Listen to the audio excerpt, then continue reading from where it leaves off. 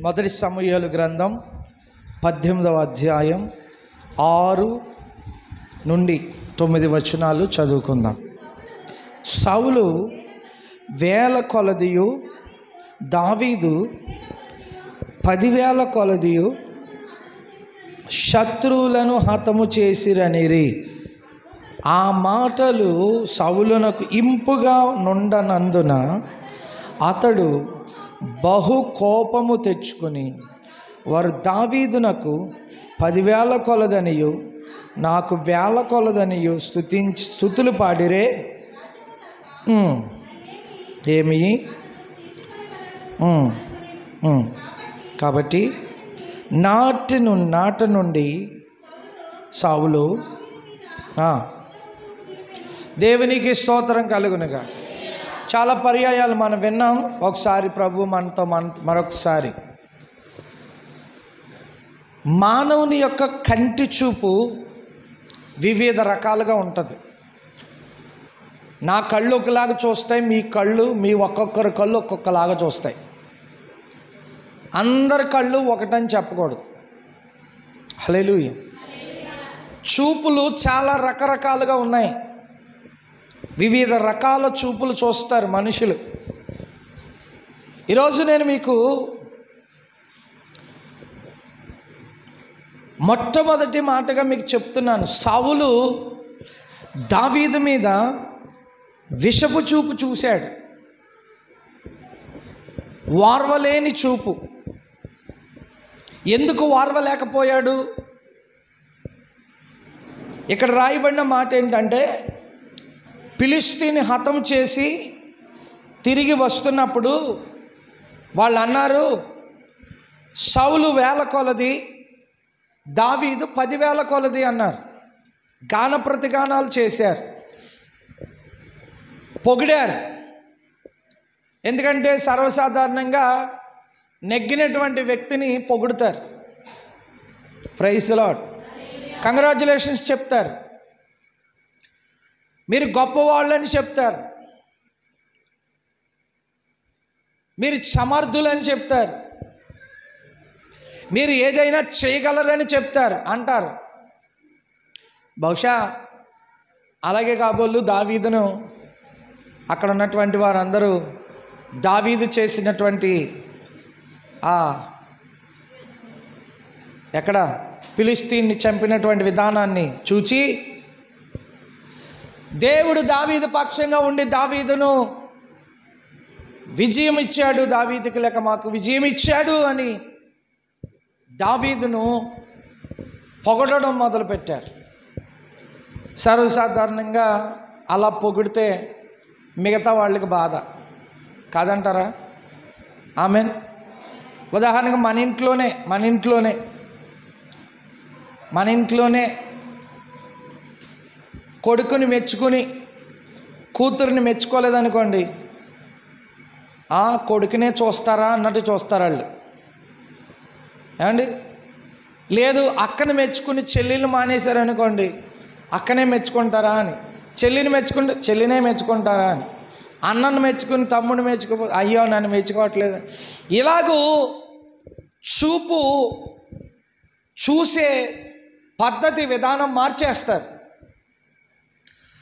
దావీదు జయోత్సాహంతో వచ్చాడని, హతము చేసి వచ్చాడని 10,000 కొలది దావీదు, 1,000 కొలది సౌలు అన్నారు. వెంటనే దావీదు మీద సౌలు విషపు చూపు చూశాడు, వార్వలేని చూపు చూచాడు. వార్వలేని గుణం, ఒకరిని మెచ్చుకుంటే మరొకరు వార్వలేని గుణం. దేవుని బిడ్డలారా, మన యొక్క స్వభావం, మన యొక్క చూపు ఎప్పుడు అట్లా ఉండకూడదు. ఆమెన్. హల్లెలూయా, హల్లెలూయా. సంఘములో పరిస్థితులను బట్టి కొన్నిసార్లు ఏమండి, కొంతమంది గూర్చి ఏదైనా చెప్పినప్పుడు, సరే రేపు నా సమయం వచ్చినప్పుడు నా గురించి కూడా చెప్తారు అనుకోవాలి. అదే సమయంలో నా కోసం ఎందుకు చెప్పలేదు అని ఆలోచన చేయకూడదు. దేవునికి స్తోత్రం. సమయానుకూలంగా ప్రతి ఒక్కరిని గురించి కూడా చెప్పడానికి చూస్తూ ఉంటారు సేవకులు. ఏమండి, ఒకరోజు ఒకళ్ళది పెళ్లి రోజు, పెళ్లి రోజు వెళ్దాని ఏదో 2 మాటలు చెప్తారు, లేదా పుట్టినరోజు 2 మాటలు చెప్తారు. వాళ్ళ కోసమే ఇన్ని మాటలు చెప్పారు అనుకోకూడదు. రేపొద్దున మీ పెళ్లి రోజు పుట్టినరోజు వచ్చినప్పుడు మీకోసం చెప్పాల్సి వస్తుంది. అంటే దేవుని బిడ్డలారా, వెంటనే మనం డిసైడ్ చేయకూడదు దేన్ని కూడా. ఎవరు పనిని బట్టి, క్రియలను బట్టి, విధానాలను బట్టి, పద్ధతులను బట్టి వాళ్ళ గురించి మనం మాట్లాడతాం. దేవునికి మహిమ కలుగునుగా. ఈ ఉదయకాల సమయంలో ప్రభు మనకు నేర్పిస్తున్న పాఠం ఏంటంటే, విషపు చూపు చూడకుండా ఉంటే మంచిది. అంటే ఇక్కడైతే దావీదు మీద సౌలు చూపించాడు, కానీ మీ సంగతి, మన సంగతి ఏంటి? ఎవరినైనా పొగిడినప్పుడు మనం ఏమైనా వారవలేని చూపులు చూస్తున్నామా? మన చూపులు ఏమన్నా తేడా ఉందా? పాస్ గారు ఇప్పుడు వాళ్ళనే పొగుడతారు, పాస్ గారు ఇప్పుడు వీళ్ళనే పొగుడతారు, పాస్ గారు ఇప్పుడు వాళ్ళ కోసమే మాట్లాడతారు, పాస్ గారు ఇప్పుడు వీళ్ళ కోసమే వారవలేనటువంటి గుణం అండి అది. ఆమేన్. పాస్టర్ గారికి ఎన్ని తిప్పలంటే అందరినీ కవర్ చేసుకుని రావాలి. ఏమండి, ఇంట్లో యజమానురాలకి ఎన్ని తిప్పలంటే చిన్న కూతుర్ని కవర్ చేయాలి, పెద్ద కూతుర్ని కవర్ చేయాలి, కొడుకుని కవర్ చేయాలి, అందరినీ కవర్ చేసుకుంటూ రావాలి. ఎక్కడ వీళ్ళు బాధపడిపోతారా అని భయపడుతూ బ్రతుకుతూ వాళ్ళను చక్కదిద్దుకుంటూ రావాలి. దేవుని బిడ్డలారా, మానవుల యొక్క కంటి చూపు ఎట్లా ఉంటుంది? వారవలేని గుణం. ఎప్పుడు అటువంటి పద్ధతిలో మనం ఉండకూడదు. మనం అందరినీ ఒకే దృష్టితో చూడాలి. దేవునికి స్తోత్రం కలుగునుగా. హల్లెలూయా, హల్లెలూయా, హల్లెలూయా. సర్వసాధారణం కదా, విజయం పొందిన వాడిని ఏమంటారు? విజయం సాధించారు. ఎగ్జామ్లో వీళ్ళు పాస్ అయ్యారు, పరుగు పందెంలో వీళ్ళు ఫస్ట్ వచ్చారు, క్రికెట్లో ఈ టీం ఫస్ట్ వచ్చింది, ఉద్యోగం సంపాదించడంలో వీళ్ళు మొదట ఉన్నారు. సర్వసాధారణంగా వాళ్ళను మనము పొగుడుతాం, లేదా చెబుతాము ఒక మాట, ఇలా వీళ్ళు జ్ఞానంతో ఉండి ఇలా వీళ్ళు చేయగలిగారు. అంత మాత్రాన్ని చేయలేని వాడు బాధపడక్కర్లేదు. ఇంకొక ప్రయత్నం చేస్తే నేను కూడా ఆ స్థాయిలోకి వస్తాను కదా. ఎలా చేయగలిగాడు ఈయన దావీదు, నేను కూడా చేయగలుగుతాను. దావీదు వెళ్ళినటువంటి మార్గం, దావీదు ఆలోచించిన ఆలోచన, దావీదు కలిగి ఉన్న భక్తి నేను కూడా కలిగి ఉంటే నేను చేయగలుగుతాను అనే ఆలోచన వెనకున్న వ్యక్తికి, అసూయపడుతున్న వ్యక్తికి, స్వార్థంతో చూస్తున్న వ్యక్తికి ఆలోచన చేయాలి. ఎప్పుడూ కూడా విషపు చూపు చూడకూడదు, వారవలేని చూపు చూడకూడదు. మన చూచే ప్రతి చూపు కూడా శ్రేష్టమైనదిగా ఉండాలి, పనికొచ్చేదిగా ఉండాలి, ఆశీర్వాదం కొరకై ఉండాలి, మన మేలు కొరకై ఉండాలి. ఫిలిష్తీయుని చంపొచ్చాడని 10,000 కొలదన్నారు, తప్పేముంది? తన పట్ల దేవుడు ఉండి గొప్ప కార్యం చేశాడు, విజయం ఇచ్చాడు, ఈయన గొప్ప కార్యాలు చేశాడని పొగిడారు, తప్పేముంది? దేవునికి స్తోత్రం. మనందరికీ తెలుసు, ఆదికాండం 4వ అధ్యాయంలో ఉంటారు ఎవరాళ్ళు? కయీను, హేబెల్. అందరికీ తెలిసినటువంటి విషయం. కయీను పండించే పంటలోది తెచ్చాడు అర్పణ. హేబెలు గొర్రెల మందలోంచి తీసుకొచ్చాడు. దేవుడు ఏది అంగీకరించాడు? హేబెలు అర్పణే అంగీకరించాడు, కయీను అర్పణ అంగీకరించలేదు. మరి అక్కడ ఏం జరిగిందో తెలుసా అండి? హేబెలు అర్పణ అంగీకరించాడని కయీను పొలంలో హేబెలుని చంపేశాడు. బిడ్డలారా గమనించాలి. అంటే నా అర్పణ ఎందుకు తీసుకున్నాడు, ఆ అర్పణ ఎందుకు మానేశాడు అనకూడదు. నేను అర్పించిన అర్పణ మంచిదా కాదా, శ్రేష్టమైన మనసుతో అర్పించానా లేదా, భక్తితో అర్పించానా లేదా, భక్తి శ్రద్ధలతో చేశానా? హేబెలు ఎలా చేశాడు, నేను ఎలా చేశాను? ఇప్పుడు ఎగ్జామ్ రాసే వ్యక్తి 6 సబ్జెక్టులు ఉన్నాయి, 5 పాస్ అయ్యాడు, 6 పాస్ అవ్వలేదు. ఇప్పుడు ఆ వ్యక్తి నెక్స్ట్ ఏం చేస్తాడు? ఎందుకు పాస్ అవ్వలేదు అని ఆ ఒక్క సబ్జెక్ట్ దగ్గర కూర్చుని చదివి చదివి చదివి చదివి ఎలాగైనా ఆ 5 సబ్జెక్టుల కంటే ఎక్కువ ఈ సబ్జెక్టులో ఎక్కువ మార్కులు రావాలి అని ప్రయాసపడి చదివి ఎగ్జామ్ రాయడానికి వెళ్ళాలి. అంతేగాని పాస్ అయిన వాళ్ళని బట్టి చూస్తూ ఏడుస్తూ కూర్చోకూడదు. ఆమెన్, ఆమెన్, హల్లెలూయా, హల్లెలూయా, హల్లెలూయా. చేయగలిగితేనే విజయం సాధించగలుగుతారు. సాధన చేయగలిగితేనే. గుడ్ ఫ్రైడేకి సుప్రియ ఒక మాట చెప్పింది, గుర్తుందో లేదో తెలియదు. బై లక్ వీళ్ళు అయిపోయారండి, ఉద్యోగం సంపాదించారండి అని అనుకుంటారు, కానీ బై లక్ అవ్వరు. కానీ వాళ్ళు ఎంత సాధన చేసి కష్టపడితే ఆ స్థాయికి వచ్చారో గమనించాలి అని ఒక మాట ఆమె ఆ ప్రసంగంలో వాడింది కదా, 7 మాటలు చెప్పినప్పుడు. దేవుని స్తోత్రం. నేను అదే అంటాను ఈరోజు. ఏమండి, బై లక్ ఏమీ నా అదృష్టాన్ని నమ్మను, ప్రభు యొక్క సమయాన్ని నమ్ముతాను. ప్రభు సమయం నా కొరకు, నన్ను ఆశీర్వదించడం కొరకు, నన్ను దీవించడం కొరకు, నాకు ఇచ్చే ప్రతీది కూడా ఎప్పుడు ఇవ్వాలని ఆయన తలంచాడో ఆ సమయానికి వస్తుంది. అంతవరకు నేను వచ్చిన వ్యక్తిని చూసి, సంపాదించుకున్న వ్యక్తిని చూసి నేను ఏడవను, నా చూపు అట్లా ఉండదు. వీడే కారు కొనుక్కున్నాడా అని చూడను, వీడే పెద్ద బిల్డింగ్ కట్టేశాడా అని చూడను, చూసి రాసేసి ఉంటాడు అందుకే వీడు పాస్ అయిపోయి ఉంటాడు అని చూడను. అటువంటి చూపు ఉండకూడదు. హేబేలు అర్పణ దేవుడు అంగీకరించాడంటే శ్రేష్టమైన అర్పణ చేశాడు, అర్పణ చేశాడు. ఈయన అంగీకరించలేదంటే బహుశా సత్క్రియలు చేస్తుంటే అంగీకరించేవాడేమో అంటాడు అక్కడ. అతను అర్పణ అంగీకరించలేదని తీసుకెళ్ళి ఎక్కడ పొలంలో చంపేశాడు. పొలములో నేలను పడినటువంటి రక్తము దేవునికి మొరపెడుతుందన్న మాట అక్కడ మనం చూస్తాం. ఎందుకంత భయంకరమైన పరిస్థితి అంటే చూపు అంత భయంకరం. హేబేల్ని ఇంకా కత్తిచ్చి నరికేసాడేమో, చంపేశాడేమో, కానీ మనం కత్తిచ్చి నరకక్కలొద్దు, మాటలతోనే చంపేస్తాం కొంతమందిని, చూపులతో చంపేస్తాం కొంతమందిని. చూశారంటే అవతలోడు అందుకు డామ్మని పడిపోవాల్సిందే. హల్లెలూయా, హల్లెలూయా. కొంతమంది భార్యలు ఉంటారు, ఏమనరండి, చూస్తారు అంతే, దెబ్బకు సైలెంట్ అయిపోతారు భర్తలు. ఆ చూపు మర్మం ఏంటో నాకు తెలియదు, వాళ్ళకే తెలియాలి. హల్లెలూయా. చూడగానే కూర్చోవాలి, చూడగానే నిలబడాలి, చూడగానే అనుకున్నది జరగాలి. కొంతమంది అటువంటి చూపు చూస్తారు. నేను రెండవది చెప్తాను చూడండి. రెండవ మాట ఏంటంటే యెషయా గ్రంథం 3వ అధ్యాయం.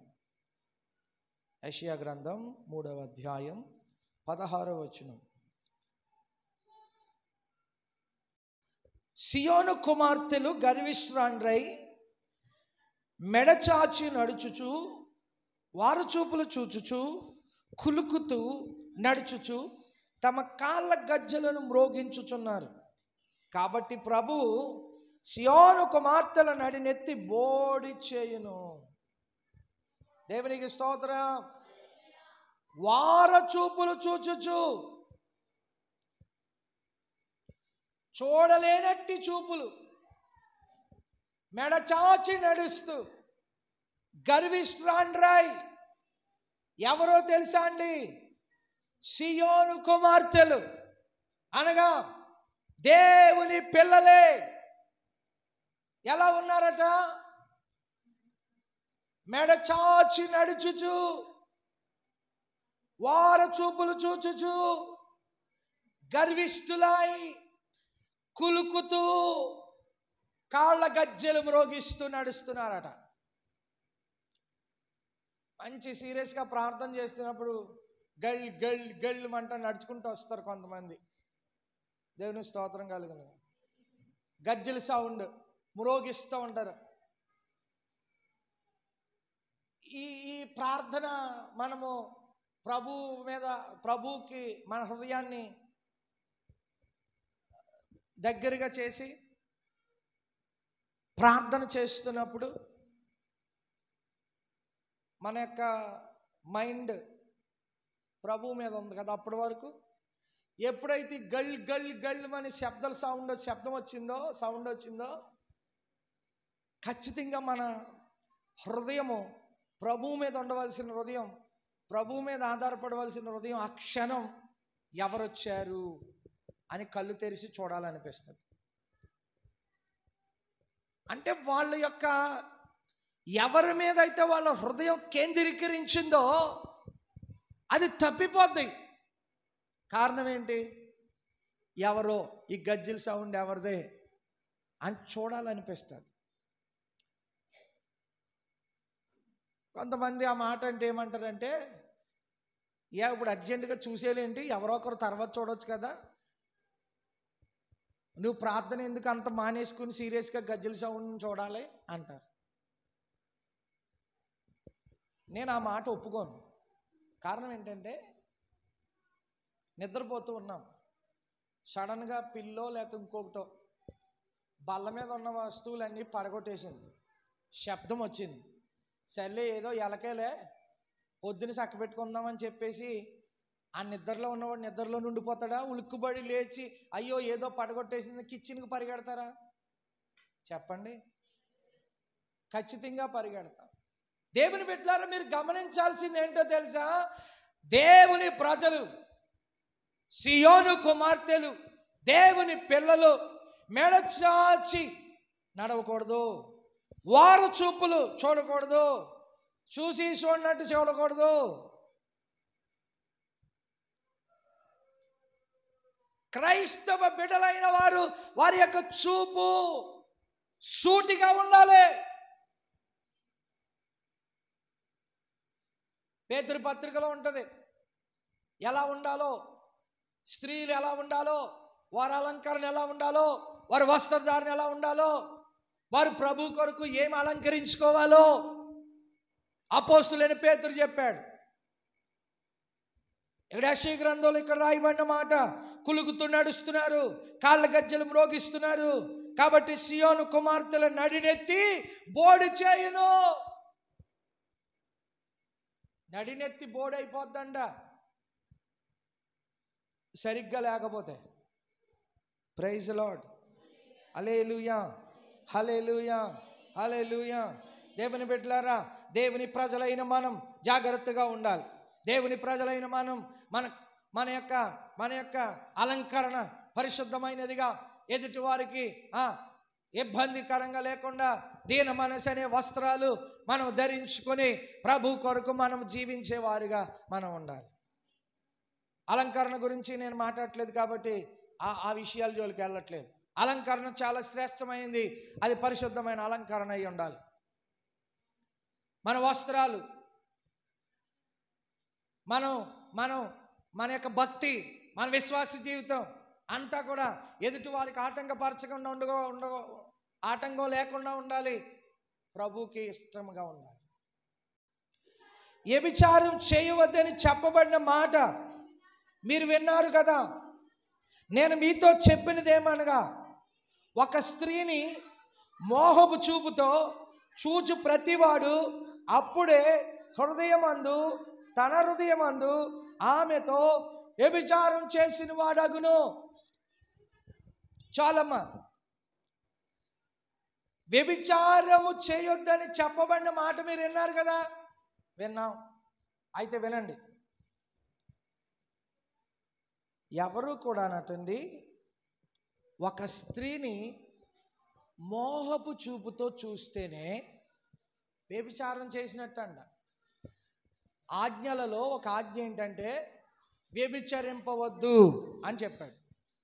అంటే ఒక స్త్రీ రోడ్డంట వెళ్ళినా, మన ఇంటికి వచ్చినా, ఒక చోట ఉన్నా, ఫంక్షన్లో కనబడినా, అబ్బా ఎంత బాగుందో అనే మనసుతో మనం చూచామనుకోండి, పురుషులు మనం చెప్పుకుందాం కాసేపు, దేవుని స్తోత్రం. చూసిన వెంటనే ఇంకా ఆమెతో నువ్వు వ్యభిచారం చేసినట్టే లెక్క అని బైబిల్ చెప్తుంది. చెయ్యక్కర్లేదు కానీ చేసినట్టే లెక్క. అప్పుడు మనం బైబిల్ చెప్తున్న మాట, మనము ఆజ్ఞను అతిక్రమించాము, పాపం చేశాము. Praise the Lord. మోహపు చూపు చూడకూడదు. ఇది మోహపు చూపు. మొదటిది ఏంటి? విషపు చూపు. రెండోది ఏంటి? వార చూపు. మూడోది ఏంటి? మోహపు చూపు. గీతాల్లో ఒక చక్కని మాట రాయబడుతుంది. 1:6 నల్లని దాననని నన్ను చిన్న చూపులు చూడకుడి, నేను ఎండ తగిలిన దానను. నా సహోదరులు నా మీద కోపించి నన్ను ద్రాక్ష తోట కావలి కత్తిగా ఉంచిరి, అయితే నా సొంత తోటను నేను కాయకపోతిని. నల్లని దాననని నన్ను చిన్న చూపులు చూడొద్దు. నేను ఎండ తగిలిన దానను. ఎండలో తన మందలు మేపుచు కష్టపడి శ్రమించి పని చేస్తున్నారు. ఎవరిని బట్టి చిన్న చూపు చూడకూడదు. చెప్పండి ఆమేనని. తెల్లగా ఉన్నా, నల్లగా ఉన్నా, గోధుమ రంగులో ఉన్నా, చామన్ ఛాయలో ఉన్నా, ఎవరిని బట్టి ఎవరు నీ దాకాలరు నా దాకాలరు ఈ కాలరు అనకూడదు. చిన్న చూపులు చూడదు. అప్పుడు చెప్పండి, మొదటి మాట ఏంటి? విషపు చూపు చూడకూడదు. 2 వారు చూపులు చూడకూడదు. 3 మోహపు చూపు చూడకూడదు. 4 చిన్న చూపు చూడకూడదు ఎవరినే. క్రైస్తవులకు ఉండవలసిన లక్షణాలు అవి. Praise the Lord. Hallelujah, hallelujah. ఇంకొక 2 మాటలు చెప్పి నేను వాక్యాన్ని ముగిస్తాను. అపోస్తుల కార్య గ్రంథము 6వ అధ్యాయం 1వ వచనాన్ని చూసినప్పుడు, ఆ దినములలో శిష్యుల సంఖ్య విస్తరించినప్పుడు అనుదిన పరిచర్యలో తమలోని విధవరాండ్రను చిన్న చూపు చూచిరి.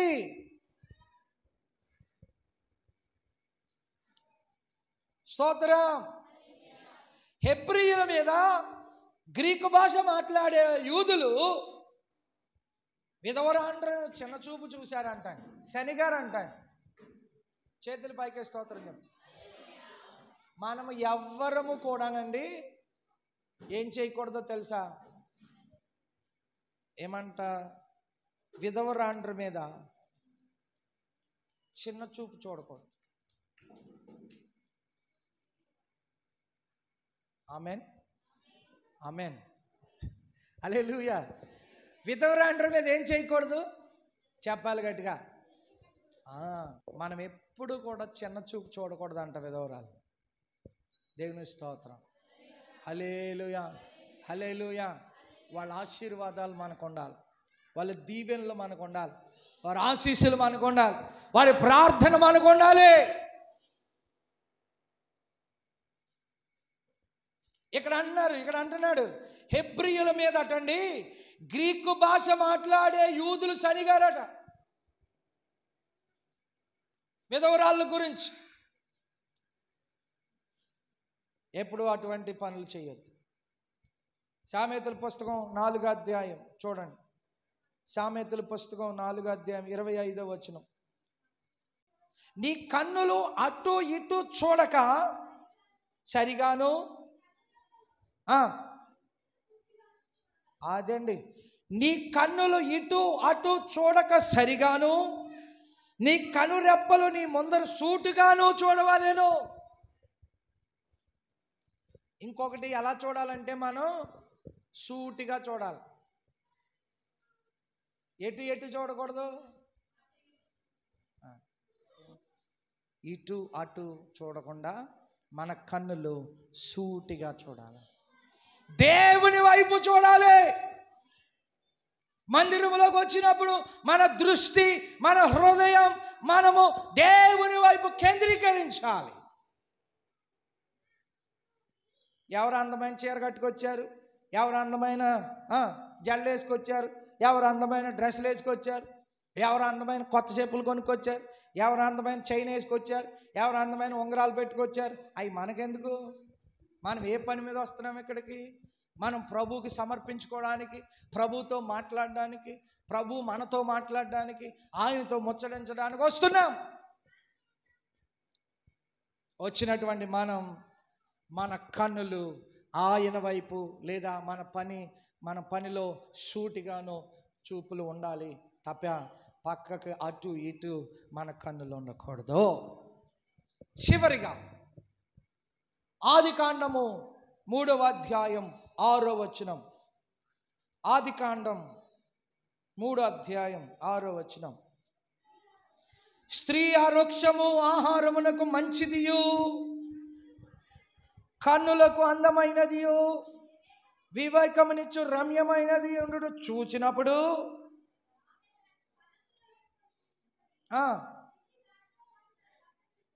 హల్లెలూయా. అవ్వమ్మ గారు కన్నులు కట్టండి అందమైనదిగా కనబడిందంట, రమ్యమైనదిగా కనబడిందంటండి.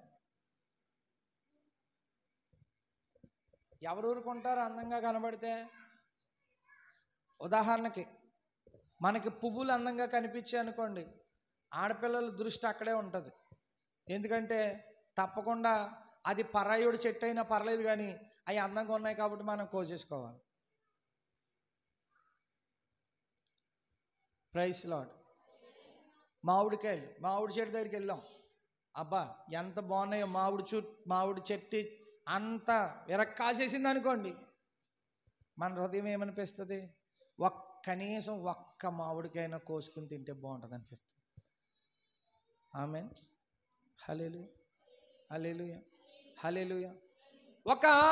ఒక ఫలముల తోటలోకే పంపించబడ్డామనుకోండి, ఆదామవ్వల్లాగా. చూపుకు అది అందమైనదిగాను రమ్యమైనదిగాను కనబడినప్పుడు ఊరుకుంటారా? ఊరుకోలేదు. ఏం చేసిందో తెలుసా? కోసుకుంది, తిన్నది, తన భర్తకి ఇచ్చింది. అక్కడి నుండే బైబిల్ చరిత్ర మారిపోయింది, మానవుని చరిత్ర మారిపోయింది, విధానాలు మారిపోయినాయి. దేవుని బిడ్డలారా, పాపము పరిపక్వమై ఏం చేసింది? పరిశుద్ధులుగా ఉండవలసిన మనం పాపములో వెళ్ళిపోయాం, పాపము చేసిన వారిగా అయిపోయాం. ఆ పాపం మన మీదకి ప్రాప్తించింది ఆ ఒక్క తప్పిదం వల్ల. ఆ చూపు పొరపాటుగా ఉంది కనుక, ఆ పొరపాటు అని ఎందుకనాలే, ఆ ఫలమే దాని యొక్క విశిష్టత అంత అందంగా తయారు చేశాడు దేవుడు. మరి సృష్టి ఎంత అందమైందో కదా. మీరు చూడండి, మారేడుమిల్లి వెళ్ళినా, బీచ్కి వెళ్ళినా, లేకపోతే ఇంకో చోటకి వెళ్ళినా, వాటర్ ఫాల్స్ దగ్గరికి వెళ్ళినా, దట్టమైన ఎడారిలోకి వెళ్ళినా, మంచు కొండల్లోకి వెళ్ళినా మనకేమనిపిస్తుంది తెలుసా? అబ్బా ఎంత అందంగా ఉందో, ఇందులో కాసేపు పడుకోవాలి, ఇందులో కాసేపు ఫోటోలు దిగాలి, అందులో కాసేపు కూర్చోవాలి అనిపిస్తుంది. మీరు ఎప్పుడైనా అటువంటి స్థలాలకు వెళ్ళినప్పుడు ప్రభువా ఎంత అందమైన సృష్టిని తయారు చేశావు అన్నారా ఎప్పుడైనా? నేను అన్నాను, ఎంత బాగుందో కదా అని. దేవుడు ఎంత జ్ఞానంతో ఎంత అందమైన సృష్టిని చేశాడే అని అంటాను నేను. నిజమే, వాస్తవమే. మనం సంతోషించడానికి భూమి మీద ఉన్న సమస్తము కూడా ఆయన సృష్టి, ఆయన తయారు చేసిన అందాలివి. హల్లెలూయా. కోనసీమ ఎంత అందంగా ఉందో విజువల్స్ చూడండి, డ్రోన్ విజువల్స్ చూడండి అని చూపిస్తున్నారు కొంతమంది ఈ మధ్యలో. కొబ్బరికాయ, కొబ్బరి చెట్లు, మధ్యలో పొలాలు, సముద్రము, గోదావరి బ్రిడ్జ్, పూతరేకులు, ఆత్రేయపురం పూతరేకులు, చిట్టిడ్లీలు, ఇంకేమున్నాయి? ఆకులో పెట్టి వండుతాడు, ఏంటది? పొట్టెక్కలో. ఇది కోనసీమ ఫుడ్ అని అది డ్రోన్ పెట్టి ఇవన్నీ చూపించి ఆ అందాలు. కోనసీమలో ఉండే నాకే ఇన్ని అందాలు కనపడలేదు, ఈ డ్రోన్ చూస్తేనే కానీ, ఈ డ్రోన్ విజువల్స్ చూస్తే కానీ కనపడలేదు అనిపిస్తుంది మనకు. అన్ని అందాలు ఉంటాయి. మనం కళ్ళెటు చూడాలి, ఎక్కడెక్కడికో తిరుగుతాం మనం. ఏదైనా సరే ప్రభువు నోటి మాట ద్వారా సృష్టింపబడిన సృష్టి. హల్లెలూయా. ఆ ఫలం అందంగా కనబడిందంట. కోసేసుకుంది, తిన్నది, భర్తకిచ్చింది, పాపంలో పడ్డారు, గెంటి వేయబడ్డారు. చూసారా, కొన్నిసార్లు అందమైనవి కూడా హాని చేస్తాయి. స్తోత్రం చెప్పరే. హల్లెలూయా. అందమైనవే హాని జరుగుతాయి కొన్నిసార్లు. అందంగా ఉంది కదా అని కంగారు అవ్వకూడదు. ఆమేన్. హల్లెలూయా. ఆ రమ్యమైనది, అందమైనది, ఇది బాగుంది అని అనిపించింది, కోసుకుంది, తిన్నది, భర్తకిచ్చింది, గెంటి వేయబడింది తోటలోంచి. జీవితమే నాశనం చేసేసుకుంది చేతులారా. అక్కడ నుండి చరిత్రే మారిపోయింది. Praise the Lord. హల్లెలూయా. మీకు ఇంకొక మాట కూడా చెప్పనా? యాసావు యాకోబు, యాసావు యాకోబు. యాసావు అలిసిన వాడాయి అండి కూర్చున్నాడు. ఇద్దరు ఒప్పందాలు పెట్టుకున్నారు. ఏమనో తెలుసా? యాకోబు గారు మంచి కూరలు వండడంలో స్పెషలిస్ట్ అంట. మీరు ఎవరన్నా వండుతారా పురుషులు కూరలు? అలాగా కోడిగుడ్డు ఉక్కిరి చేస్తారేమో బాగా. దేవునికి స్తోత్రం. హల్లెలూయా. దేవుని బిడ్డలారా, యాకోబు గారు అంటండి చిక్కుడుకాయ కూర వండడంలో స్పెషలిస్ట్ అంటండి. ఏ కూర? మనం వంట అతను పెట్టుకున్నప్పుడు ఏమంటాం? మటన్ అండి, అద్భుతంగా వండుతాడండి మటన్ ఆయన అంటాం. లేకపోతే మా ఆయన అండి పప్పుచారు పెడతాడండి, అయ్యో మా ఆయన పెట్టిన పప్పుచారే తినాలండి మీరు అంటా ఉంటాం. ఒక్కొక్కరికి ఒక్కొక్కటి.